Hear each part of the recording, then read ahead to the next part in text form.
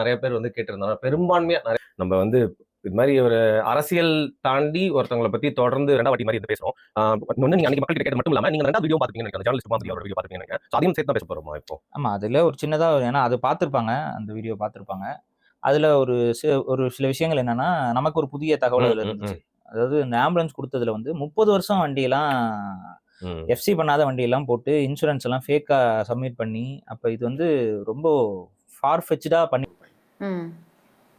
இல்ல இப்போ நான் முன்னாடி கேட்க வந்தப்போ நீங்க இந்த முதல் வீடியோ வந்த உடனே கொஞ்சம் டைம் எடுத்து அந்த டைம்ல வந்து என்னென்ன சம்பவங்கள் பண்ணாங்கன்றது நீங்க சொல்லியிருந்தீங்க. ஒரு வீடியோ போட்டார். இப்ப அடுத்த வீடியோவும் போயிடுச்சு ஆதாரத்தோட. இன்னைக்கு ஏன் பேசாம மௌனமா இருக்காரு?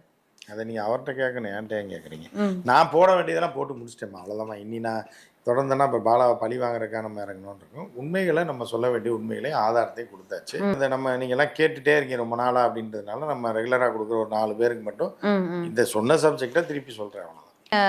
ஹர்ஷா சாய் பத்தி எல்லாம் பேசியிருந்தீங்க. அவர் இன்னைக்கு ஹர்ஷா சாய் எங்க? ஆந்திரா. இப்ப எங்கேமா இருக்காரு? எங்க இருக்காருன்னு தெரியல.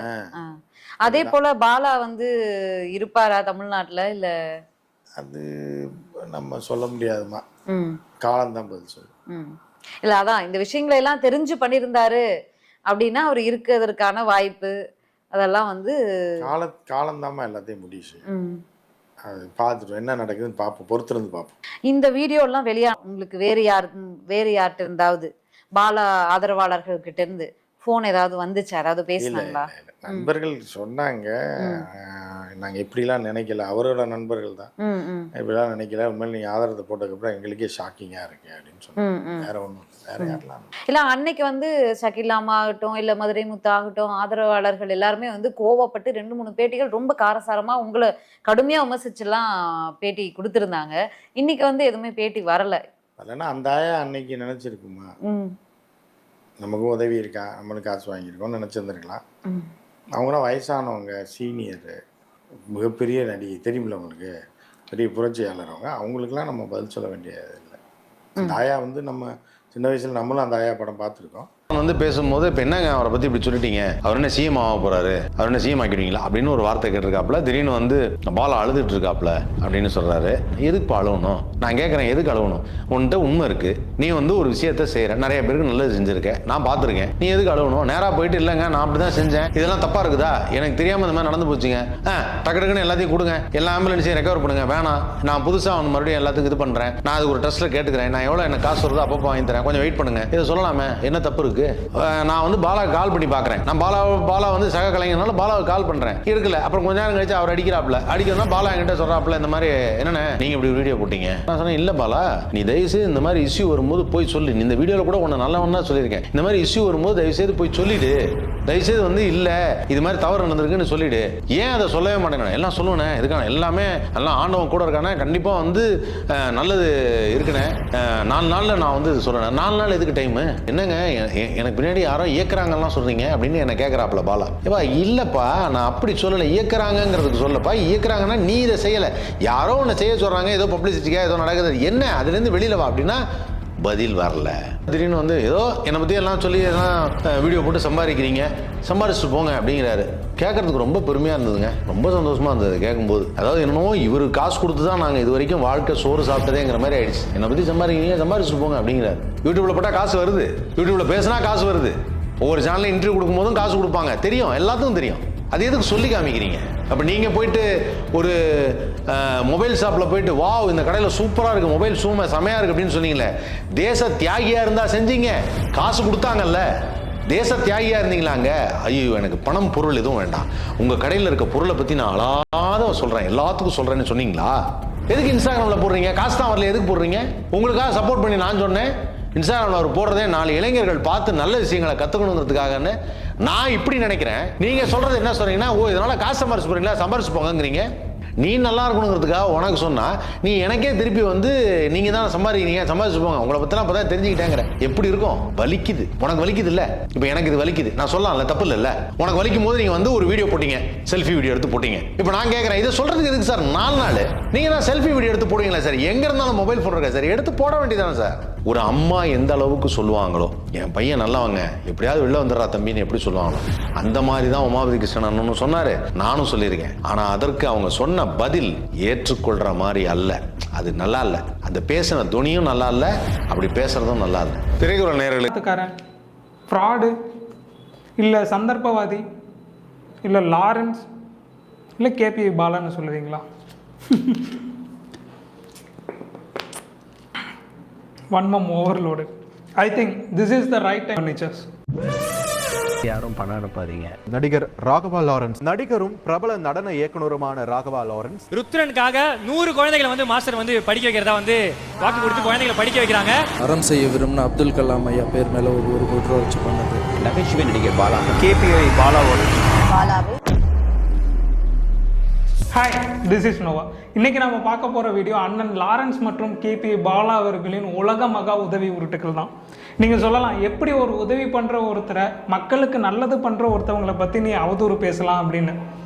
அந்த தற்குறிகளை பற்றி அவதூறு பரப்பணும்னு எனக்கு எந்த ஒரு அவசியமும் இல்லை. ஆனால் நிறுத்தி கொஞ்சம் இந்த வீடியோவை ஃபுல்லாக பார்த்துட்டு அதுக்கப்புறம் நீங்கள் இந்த வீடியோ பார்க்குறவங்களுக்கு மூலமா ஐயா இல்லைன்னு நல்லா சொல்லலை, இருந்தால் நல்லா இருக்கும்னு சொல்கிறேன். இங்கே பிரச்சனை கேபிஐ பாலா அப்புறம் லாரன்ஸ் மாதிரியான செலிபிரிட்டி உதவி பண்ணுறது சரியா தப்பா அப்படிங்கிறத பற்றியெல்லாம் கிடையாது. அவங்க ஏன் உதவி பண்ணுறாங்க அப்படிங்கிறத பற்றி தான். இந்த செலிபிரிட்டிஸ் ஹெல்ப் பண்ணுற வீடியோஸ்க்கு பின்னாடி உண்மையாகவே அப்படி என்னதான் இருக்குங்கிறத பற்றி பார்த்துருவோம். ஒரு ஹெல்ப், அதாவது உதவி எப்படிங்கிறத ஃபஸ்ட்டு நீங்கள் புரிஞ்சுக்கோங்க. ஃபர்ஸ்ட் ஆஃப் ஆல், ஹெல்ப் பண்ணுறவங்கள 2 வகையாக பிரிக்கலாம். ஒரு சிலர் மன அமைதிக்காக மற்றவங்களுக்கு உதவி பண்ணுறவங்க, இன்னொரு குரூப் விளம்பரத்துக்காக உதவி பண்ணுறவங்க. இந்த மாதிரி கிராமட்டிக்கலாக பேசாமல் எக்ஸாம்பிளோடு சொல்லணும் அப்படின்னம்னா, இப்போ ஏ அப்படிங்கிற ஒரு நபர், அவர் யாருன்னே யாருக்கும் தெரியாது, ஆனால் கோவிலுக்கு பசியாக வரவங்களுக்கு டெய்லியும் சாப்பாடு கொடுக்குறாருன்னு வச்சுக்கோங்க. அவர் பண்ணுற உதவி அவரோட மன நிம்மதிக்காக பண்ணுறாருன்னு வச்சுக்கலாம். அதுவே பி அப்படிங்கிற நபர் அதே கோவிலுக்கு உதவி பண்றாரு, ஆனா அவர் கூட ஒரு கேமரா டீம், அந்த நபர் வரும்போது ஒரு பிரம்மாண்டமான வரவேற்புன்னு ஒரு பப்ளிசிட்டியோட உதவி பண்றாருன்னு வச்சுக்கோங்க. இதுல உண்மையாவே யார் உதவி பண்றாங்கன்னு நினைக்கிறீங்க? அந்த பி நினைச்சிருந்தா கோவிலுக்கு பண்ணின அந்த உதவியை யாருக்கும் தெரியாம கூட பண்ணியிருக்க முடியும். ஆனா அதை ஏன் பண்ணல? நான் நினைச்சா பண்ணலாம், ஆனா பண்ண மாட்டேன். யோசிங்க மக்களே, யோசிங்க. Because every car needs petrol, just like and every business NEET an investment. இந்த 1000 ரூபா கொடுத்து நான் ஒருத்தவங்களுக்கு ஹெல்ப் பண்ணிட்டு அதை வீடியோவை போடுறாங்கிறதும் பிஸ்னஸ் தான்டா. Simple simple simple simple. ஒரு கைக்கு கொடுக்குறது இன்னொரு கைக்கு தெரியக்கூடாதுன்னு ஏன் தெரியுமா சொல்கிறாங்க? அதுக்கு நல்ல ரெஃபரன்ஸே நீங்கள் தான்டா. இல்லை, இப்போ யாராவது ஒருத்தவங்க ஹெல்ப் பண்ணுறவங்களுக்கு போய் பிளான்டாக ஒரு 4 கேமரா வைக்கிறோம், 4 ஆங்கிளில் ஷூட் பண்ணுறோம், 2 ட்ரோன் பைலட்டை ஆர்கனைஸ் பண்ணுறோம், 3 வீடியோ எடிட்டர்ஸ் வைக்கிறோம், இது எல்லாத்தையும் ஒரு ஃபுட்டேஜாக கலெக்ட் பண்ணி ஒரு வீடியோவாக போடுறோம், அவனுக்கு ஹெல்ப் பண்ணுறோம். அப்படிங்கிறதுக்கு பேர் பப்ளிசிட்டியாக இல்லை ஹெல்ப்பாக? வீடியோ பார்க்குறது நீங்கள் சொல்லுங்கள், உங்களுக்கு இது பப்ளிசிட்டின்னு தோணவே இல்லையா? அப்புறமும் ஏன் யாரும் கேள்வி கேட்காம இருக்கீங்கிறது தான் என்னோட கேள்வியே. அப்போ நீங்களாம் என்ன செல்ஃப் கரப்ட் ஆகிட்டு வந்துட்டு இருக்கீங்களா? சில பேர் இப்படி கேட்கலாம், என்ன தான் வந்து அந்த ஆக்டர் வந்து அவங்களோட பப்ளிசிட்டிக்காக பண்ணாலும் அது மூலமாக 2-3 பேர்த்துக்கு நல்லது நடக்குது இல்லை, இதில் என்ன உனக்கு பிரச்சனைன்னு கேட்கலாம். இப்போ என்னோட பிரச்சனையே இந்த மாதிரி பேசுகிறவங்களால தான். ஏன் அப்படின்னா, இவங்கெல்லாம் சேர்ந்து எப்படி நாளைக்கு அவங்களோட உண்மையான தலைவர்களை தேர்ந்தெடுப்பாங்க? ஏன் அவன் பப்ளிக்காக தான் பண்ணுறான்னு உனக்கும் தெரியுது, இருந்தாலுமே நீ அவங்ககிட்ட ஏமாறுற அப்படிங்கும்போது உண்மையாலுமே உன்னை ஏமாற்றணும்னு வர அரசியல்வாதிகிட்ட நீ எவ்வளோ ஈஸியாக ஏமாறுற. இப்போ என்ன பிரச்சனைனா, ஒரு விஷயத்தை கொடுத்து இன்னொன்று எடுக்கிறது அப்படிங்கிறதுக்கு பேர் பிஸ்னஸ். லிட்ரலாக கேபிஐ பாலாவும் ஆக்டர் லாரன்ஸும் இதை தான் பண்ணிட்டு இருக்காங்க. ஹெல்ப்புங்கிற ஒரு விஷயத்தை கொடுத்து பப்ளிசிட்டிங்கிற ஒரு விஷயத்தை எடுக்கிறாங்க. அதுக்கு இந்த பிகைன் ரூட்ஸ் மாதிரியான கார்பரேட் சேனல்ஸ் எல்லாம் கூட அவங்க கூட இருக்குது. இப்போது இதை நான் பிஸ்னஸ்ன்னு சொல்லாமல் இதை நான் சமுதாய பொறுப்புன்னு நான் சொல்லும்போது என்ன பிரச்சனை நடக்குது அப்படின்னா, உண்மையாலுமே நாளைக்கு இந்த இடத்துல ஹெல்ப் பண்ணணும்ன்ட்டு வரவனும் என்ன மாதிரியான ஒரு சுச்சுவேஷன் கிரியேட் ஆகும்னா, அவனும் இந்த மாதிரி வீடியோ எடுத்து போட்டால் தான் அவனை ப்ரூஃப் பண்ணணுங்கிற நிலைமைக்கு நீங்கள் தள்ளிட்டு இருக்கீங்கிறது தான் உண்மை. I'm straight to the point. நீங்கள் ஒருத்தவங்களுக்கு ஹெல்ப் பண்ணுறதும் ஹெல்ப் பண்ணாமல் போகிறதும் உங்களோட தனிப்பட்ட விஷயம். அதில் நான் எந்த இடத்துலையும் இன்வால்வ் ஆகலை. ஆனால் ஆஸ் அ செலிபிரிட்டியாக இருக்கும்போது உங்களுக்குன்னு சில ரெஸ்பான்சிபிலிட்டிஸ் இருக்குது. உங்களோட ஃபேமை நீங்கள் எந்த இடத்துல யூஸ் பண்ணணுங்கிற ஒரு அவேர்னஸ் உங்களுக்கு இருக்கணும். இப்போ நீங்கள் ஒரு 10 பேருக்கு ஹெல்ப் பண்ணிவிட்டு நீங்கள் அதை 1000 பேருக்கு ஹெல்ப் பண்ண மாதிரி ப்ரொஜெக்ட் பண்ணுறதால என்ன ஆகுதுன்னா, எல்லாரும் என்ன திங்க் பண்ணுறாங்கன்னா, உங்களால் எல்லாத்தையும் பண்ண முடியும் அப்படிங்கிற ஒரு தப்பான ஒரு ஐடியாலஜிக்கு வராங்க, ஒரு தப்பான பிலீவுக்கு வராங்க. ஸோ அதனால் என்ன ஆகும் அப்படின்னா, மக்களுக்கு கவர்மெண்ட் மேலே இருக்கிற ட்ரஸ்ட்டு கொஞ்சம் கொஞ்சமாக பிரேக் ஆகும். அவர் ஹெல்ப் பண்ணுற பார்த்தா இப்போ நாட்டில் அரசாங்க நிவாரண பொருட்களில் அரசியல் தலைவர்களோட ஃபோட்டோ இருந்தால் விளம்பர அரசியல்னு சொல்கிறீங்கல்ல, அதே உதவி பண்ணி வீடியோ போடுற இவனுங்களை எந்த கேள்வியும் கேட்காம இருக்கிற மக்களின் மனநிலைமையை பார்த்தா ரொம்பவே பயமாக இருக்குது. இதை எதையும் பண்ணாமல் மக்களோட இயலாமையை மட்டும் பயன்படுத்தி சம்பாதிக்கிறவங்கள மாதிரி செலிப்ரிட்டி பண்ணுறத தப்புன்னு நான் சொல்கிறதால நான் கெட்டவன் அப்படின்னா, என்னை விட இந்த உலகத்தில் மோசமான கெட்டவன் எவனுமே இருக்க மாட்டான்.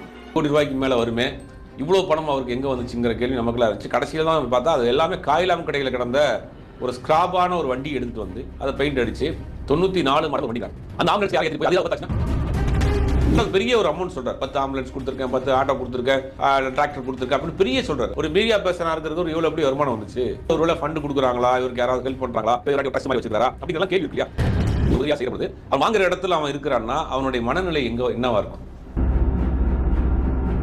முதலில் அவங்களுடைய அனுமதி இல்லாமல் நீங்கள் அவங்கள்ட்ட வந்து ஃபோட்டோ எடுக்கிறது தப்பு, வீடியோ எடுக்கிறது தப்பு. அவங்க உலகம் முழுவதும் இவங்க என்னிடம் வாங்கியவர்கள் நீங்கள் அடையாளப்படுத்துறீங்க. இவர் செய்யக்கூடிய உதவிகள் எல்லாம் ஒரு யூடியூப் சேனல்ல எடுத்து போடுறாங்க, ஒரே ஒரு யூடியூப் சேனல். அந்த யூடியூப் சேனல்ல ஒரு கான்ட்ராக்ட் இருக்கு. கான்ட்ராக்ட் புரியுது அவங்களுக்கு எங்க வந்து நிக்குதுன்னு.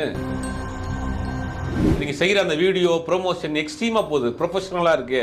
அப்போ உங்க நோக்கம் என்ன? அவங்களுக்கு உதவி செய்யுங்கிற நோக்கமா, அவர்களை வைத்து நீங்க வீடியோ எடுக்கணுங்கிற நோக்கமா? சூர்யாவை எடுத்துக்கிட்டோம்னா அகரம் ஃபவுண்டேஷன் வச்சு கிட்டத்தட்ட 15 வருஷமா தன்னுடைய சம்பாத்தியத்தில் ஒரு பகுதியை வச்சு நிறைய பேரை படிக்க வச்சிருக்காரு. ஒருத்தனுக்கு கல்வி கொடுத்துட்டோம்னா அந்த குடும்பம் 4-5 நாட்களுக்கு முன்பு கேபிஒய் பாலா ஒரு அந்நிய கைக்கூலியா அப்படின்னு ஒரு இதை போட்டு பரபரப்பாகி தமிழ்நாடு முழுவதும் 2 கோடி வியூஸ் போயிருக்கு. நம்ம இதில் நம்ம பேசின சேனல் மட்டும் இல்லை, வேறு சேனலில் நம்ம பேசினது மட்டும் 20 லட்சம் போயிருக்கு யூடியூப்பில் அறம் நாட்டில். அப்புறம் ஃபேஸ்புக்கில் ஒரு 30-40 லட்சம் போயிருக்கு. மித்த அப்படி இப்படி போயிருக்குன்னு வச்சுக்கலாம். அது தொடர்பான வீடியோ அதற்கு பதிலளிக்குன்ற மாதிரியும் சப்போர்ட் பண்ணுற மாதிரியும் பல சேனல்களில் பல வீடியோக்கள் நீங்கள் பார்த்துருப்பீங்க. சில சேனலில் சில தற்கொலைகள் வந்து எவனை பேசிகிட்டு இருந்தையும் நீங்கள் பார்த்துருப்பீங்க, தெளிவாக பேசியதையும் பார்த்துருப்பீங்க. இதை நம்ம யாரையும் விமர்சனம் பண்ண விரும்பலை. ரைட், ஓகே, இது ஓகே. இதில் என்ன அப்படின்றது தான். இதில் வந்து நம்ம அங்கே வந்து இந்த ஆம்புலன்ஸ் எல்லாம் போலி, பாலா வந்து சிக்க வைக்கப்பட்டுள்ளார். இது பாலாவுக்கு தெரியுமா தெரியாதா, பாலா செய்த வேலை என்னவென்று, பாலா செய்த வேலையெல்லாம் கிரிமினல் அஃபென்ஸ் என்பது குறித்த ஆதாரங்கள் அந்த ஆம்புலன்ஸை குறித்து எல்லாமே போட்டோம். எல்லாமே ஒரு போலி தயாரிப்பு போல் இருக்குன்றதெல்லாம் போட்டோம். இப்போ நம்ம சொல்ல போகிற விஷயமே வேறு. பலருக்கு ஷாக்கிங்காக இருக்கலாம், பலருக்கு இப்படிலாம் இந்த உலகத்தில் இருக்கா, இவ்வளோ கோடியா புழங்கும், இவ்வளோ காசா அப்படிங்க. அப்போ அந்த கிளவி கேட்குற மாதிரி இத்தனை கோடி நீ பார்த்த அப்படின்னு சில பேர் கேட்பாங்க. ஏனென்றால் இவர்கள்லாம் நுனிப்புல் மேயக்கூடியவர்கள். இவர்களுக்கு வந்து டெப்த்தாக நாலேஜ் இருக்குமா இல்லையா அப்படின்றத பற்றி நான் விமர்சனம் பண்ணல, நீங்கள் பார்த்தவங்க முடிவு பண்ணிக்கங்க. ஸோ இப்போ நான் வெளியிட போகிறதெல்லாம் சராசரி மனிதர்களுக்கும், மிடில் கிளாஸுக்கும், லோயர் மிடில் கிளாஸுக்கும், அதே நேரம் படித்தவர்களாக இருந்தாலும் பலருக்கும் அதிர்ச்சியும் ஆச்சரியம் தரக்கூடிய ஒரு செய்தியாக இருக்கும். இதை நோக்கி தான் அந்த கார்ப்பரேட் நகர்றாங்க. அந்த கார்ப்பரேட் பயன்படுத்தப்படக்கூடிய ஆள் தான் பாலா. ஸோ இது எப்படியெல்லாம் பயன்படுத்துகிறாங்க, எப்படியெல்லாம் சம்பாதிப்பதற்கு திட்டம் போடுகிறார்கள் அப்படின்றத பற்றி தான் நம்ம டீட்டெயிலாக பார்க்க போகிறோம். நீங்கள் கடைசி வரைக்கும் பாருங்கள். இது எந்த சேனல்லையும் நான் கொடுக்கல, அறம் நாட்டிலையும் இது கொடுக்கல. ஸோ நம்ம சேனலில் நீங்கள் 5 நாளாக பலரும் நல்லா தான் நம்ம பதில் சொல்ல முடியும், அதுதான் நியாயம். ஸோ அறம் நாட்டில் அதற்கான பதிலும் டாக்குமெண்ட்டை நேற்றே போட்டாச்சு, எல்லாம் பார்த்துட்டீங்க. ஒரு 7 லட்சம் பேர் அதை பார்த்துருக்கீங்க, சரியா? அது வந்து முடிஞ்சு போச்சு. இப்போ நம்ம புதிதாக இதை வந்து இந்த பிரச்சனையை வந்து நம்ம பெருசாகவோ பாலாவை படத்தில் நடிக்கக்கூடாதுன்னோ இல்லை பாலாவுக்கு எதிராகவோ பண்ணதில்லை. இந்த தகவல் வந்து நீங்கள் பலரும் படித்தவர்கள், கார்ப்பரேட் நிறுவனங்களில் உயர் பதவியில் இருக்கிறவர்களுக்கெல்லாம் இது நல்லா தெரியும். அதே மாதிரி என்ஜிஓக்களுக்கும் இது நன்றாக தெரியும். சராசரி பொதுமக்களுக்கு இந்த விஷயம் தெரியாது. இதை தான் நம்ம பார்க்க போகிறோம். இப்போ என்னென்னா, இவர்கள் நகர்வுகள்லாம் ஏன் பாலாவை நீங்கள் குற்றம் சாட்டுறீங்க, ஏன் பாலா நடிப்புன்றீங்க, ஏன் வந்து இது கேட்கும்போது நம்ம என்ன சொல்கிறோம், 4 கேமரா வச்சு ப்ரொஃபஷனலாக இப்படி ஒரு கேமரா, இப்படி ஒரு கேமரா, காலில் விழுகிறதுக்கு ஒரு கேமரா, அதில் ஒரு கேமரான்னு வச்சு ஒரு நபரை வந்து பூஸ்ட் பண்ணுறாங்க, ஒரு கார்ப்பரேட்கள் பண்ணுறாங்க. இது எல்லாமே கார்ப்பரேட்கள் பூராமே பணம் சம்பாதிக்க வந்தவர்கள் தான், தப்பு சொல்ல, சரியா? ஸோ ஆனால் நம்ம என்ன சொல்ல வரோம்னா, பொதுமக்களை ஏமாற்றி ஒரு அரசியல் மாற்றத்தை, சமூகத்தில் ஒரு பெரிய அலாமிங்கான ஒரு விஷயத்தை இவர்கள் செய்யக்கூடிய வாய்ப்பு இருக்குது அப்படின்றதுனால தான் நம்ம இதை சொன்னோம். ஸோ இப்போ இதில் உள்ளே போவோம். இப்போ இன்றைக்கி சப்ஜெக்ட்டுக்கு நம்ம உள்ளே போவோம். என்ன அப்படின்னு பார்த்தீங்கன்னா, இது வந்து தொடர்ச்சியாக வரும்னு நீங்கள் நினைக்காதீங்க. இன்றைக்கி இந்த கருத்தோட இந்த சப்ஜெக்டை நம்ம முடிக்கிறோம். அதுக்காக நீ கேட்டுக்கிட்டு இருந்ததுனால நம்ம சேனலில் எதுவுமே போடலன்னு பலரும் கமெண்ட் போட்டிருக்கீங்க. அதனால் நான் இதை சொல்கிறேன். CSR fund 80 lakhs in a day, 2 crores